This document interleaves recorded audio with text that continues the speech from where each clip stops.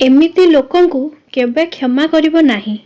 श्रीकृष्ण कहते कि बंधु एमिति सत्य जीवनर निश्चय कुह जहा कठोर लगी पारे, किंतु केबे भी एमिति मिछ कुह नाही जहा सत्य ही लागिबो। निज जीवन रे बंधु केबे भी काहाकू आनंद रे वचन दियो नाही कि क्रोध रे थिबा समय रे काहाकू किछि कुह नाही, आउ दुख रे थिबा समय रे केबे भी कोनोसी निर्णय नियो नाही। गीतारे लेखा अछि बंधु, जदि किए आपण को भल लगुची तेबे भल सीए नुह बरं भल तो आपण, काहींकि ना तांको भितरे भल देखिबार दृष्टि आपण को पाखरे अछि। निज दुख कष्ट पाई केबे भी संसार को दोष दियो नाही। निज मन को बुझाओ, तुम मन रे परिवर्तन ही तुम दुखर आनंद अटे। विचार आ प्रकृति ए दुईटी जाक भल रखंतु, प्रभु तुमर सबु दुख कष्ट को दूर करदेवे। किंतु लोक निज शरीर को सुंदर बनैबारे लागि पड़िछन्ति, किंतु आत्मार सुंदरता शरीर सुंदरता ठारू अधिक महत्वपूर्ण। शरीर तो ईश्वर निश्वर माटी परी दिने माटी रे ही मिसी जीव, किंतु आत्मा तो अमर। एथिपाई आत्मार सुंदरता उपरे ध्यान दियो। बहुत विनम्र दरकार बंधु संपर्क को मजबूत करी रखिबा पाई। छल कपट द्वारा तो महाभारत रचना करा जाई पारे बंधु। मनीषर विचार ही तार सबुठु बड़ परिचय होई थाए। न हेले दुनिया रे गोटिए ना रे हजार लोक अछंती, से लोक बंधु लक्ष्य पथरे बाटबणा हेबा निश्चिंत अटे। जहा संगत रे नकारात्मक लोक रही थांती, समय सबुबेले एका परी रही न थाए बंधु। आज दुख तो काली सुख भी आसीबो, आउ आज सुख तो काली दुख आसीबा स्वाभाविक। आपण को पूरा धैर्यर सह श्रीकृष्ण को ऊपर भरोसा रखिकी निज जीवन को अतिबाहित करने को पड़िबो।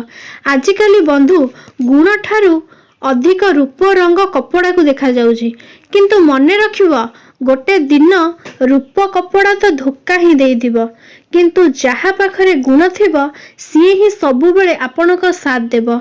जेउ व्यक्ति काहा जीवन रे हस आउ खुशी आनिबार क्षमता रखी थाए, ईश्वर ता जीवन रु केबे खुशी ताकू आउ ता चेहरा रु हस को कम हेबा को दियंती ना। जेबे आमे धन अर्जन करंती बंधु घर को नुआ नुआ जिनिस आसी थाए, किंतु जेबे आमे काहा ठारू किछि आशीर्वाद पाई थाउ सेतेबेले धन साथी रे खुशी मध्य घर को आसी थाए। धनरु नुहे बंधु मनरु धनी हेबा को चेष्टा करंतु, काहेकि ना मंदिर रे सुनार कलश तो लागि थाए, किंतु लोक पत्थर पहाचरे मुंड नुआई थांती। भरोसा को जीता जाए बंधु, केबे मगा जाए नहीं।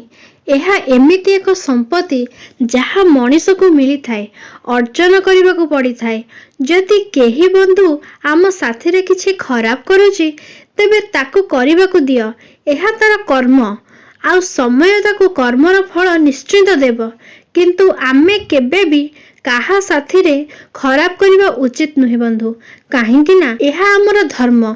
जदि आपणक समस्या जहाज भली बड़ तेबे एकथा भूलंतु नहीं जे प्रभु को कृपा सागर भली बड़। अहंकार रे बंधु धन वैभव वंश तीनोटी जाक चली जीव। विश्वास न हेले रावण कौरव आउ कंस को देखंतु। भोजन रो मूल्य बंधु भोक समय रे ही जाना पड़ी थाए, आउ भगवान को मूल्य दुख समय रे ही जाना पड़ी थाए।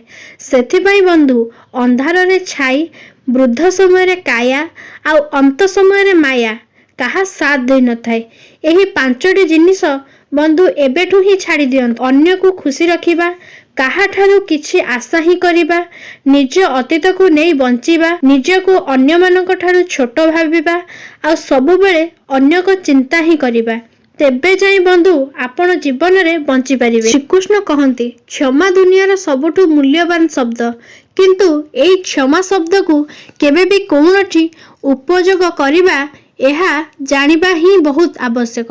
प्रथम कथा तो बंधु जदि आपणक द्वारा किछि भूल होई जाइछि तेबे तुरंत क्षमा मागी नेबा उचित। जदि आपण क्षमा न मागिबे तेबे एथिरे आपणकर ही हानि, काहेकि ना क्षमा न मागिले मन भितरे अहंकार जागी उठिबो, आउ अहंकार तो आमर ही क्षति करि थाए ना।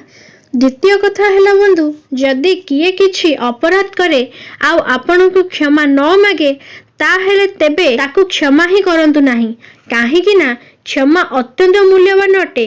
ଯିଏ କ୍ଷମା ନ ମାଗିବ ତାକୁ କ୍ଷମା ଦେବା ଆବଶ୍ୟକ ନାହିଁ। ଯାହା ସାଥିରେ ବନ୍ଧୁ କଥା ହେବ ଖୁସି 2 ଗୁଣ ଆଉ ଦୁଃଖ ଅଧା ହୋଇଯାଏ। ପ୍ରକୃତରେ ସିଏ ହିଁ ନିଜ ହୋଇଥାଏ, ବାକି ସବୁ ତ ହିଁ ତାକୁ ନିଜର କରନ୍ତି। ଶ୍ରୀକୃଷ୍ଣ କୁହନ୍ତି, ମୁଁ ସବୁ ପ୍ରାଣୀଙ୍କୁ ସମାନ ଦୃଷ୍ଟିରେ ଦେଖିଥାଏ। ନା ମୋତେ କେହି କମ୍ ପ୍ରିୟ, ନା ମୋତେ କେହି ଅଧିକ। କିନ୍ତୁ ଯିଏ ମୋତେ ପ୍ରେମପୂର୍ବକ ଆରାଧନା କରିଥାଏ ସିଏ ମୋ ଭିତରେ ହିଁ ରହିଥାଏ। ମୁଁ ତାଙ୍କ ଜୀବନରେ ସର୍ବଦା ତାଙ୍କ ସାଥିରେ ହିଁ